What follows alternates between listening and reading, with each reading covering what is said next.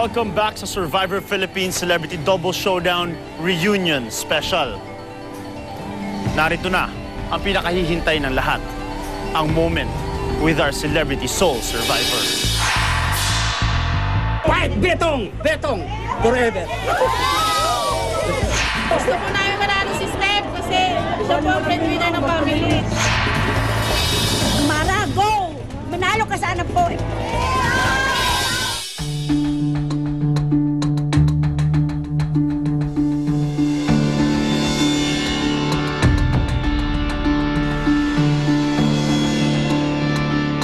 Hindi siya makakarating doon kung hindi siya talaga tinulungan ni Lord.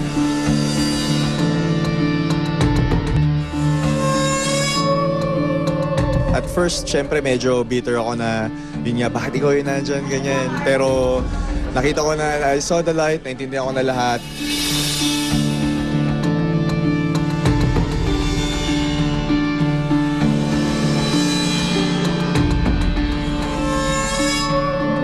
Win or lose, siya na rin ang namin, #1 survivor, soul survivor.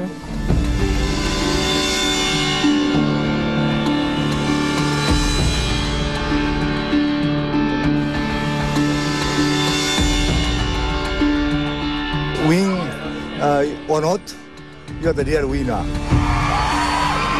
Kasi naman manalo sa amin tatlo, I'll just be very grateful. Pero syempre, winiwish ko pa rin na ako ang maging youngest soul survivor, diba?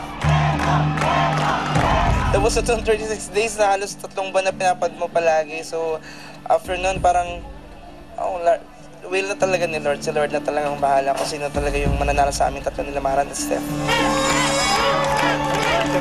Masaya ako kahit sino sa amin tatlo.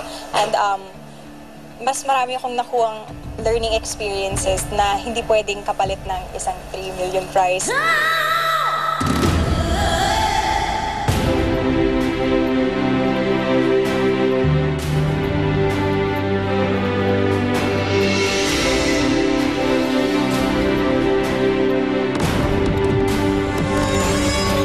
Talagang hirap na hirap ako nung time na yun.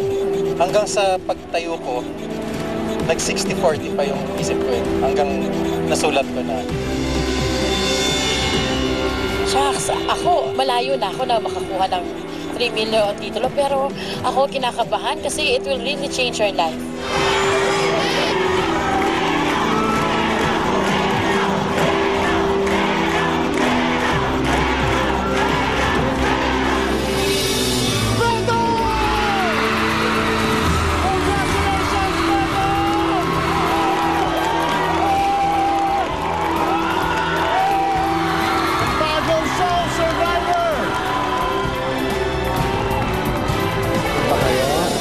Happy ako nanalo si Beto ng 3 million. Kailangan na yun, makakabili na siya ng malaking kabao.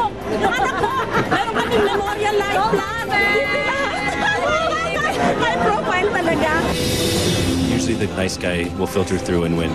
This time the underdog filtered through, but this is the nice guy that should have won. Well, he never thought na ang anak ko ay mananalo. Nasa top 10 lang siya. Gusto, ano na kami doon? Good na kami doon. Parang hindi pa rin siya nagsisisi sa akin, pero thank you Lord talaga. Parang time naman para naman siguro magkaroon naman ng kaginawaan yung buhay din namin sa pamilya. Nanay ko, kailangan na mag-retire siguro at the same time, yun, daling ko sa Boracay.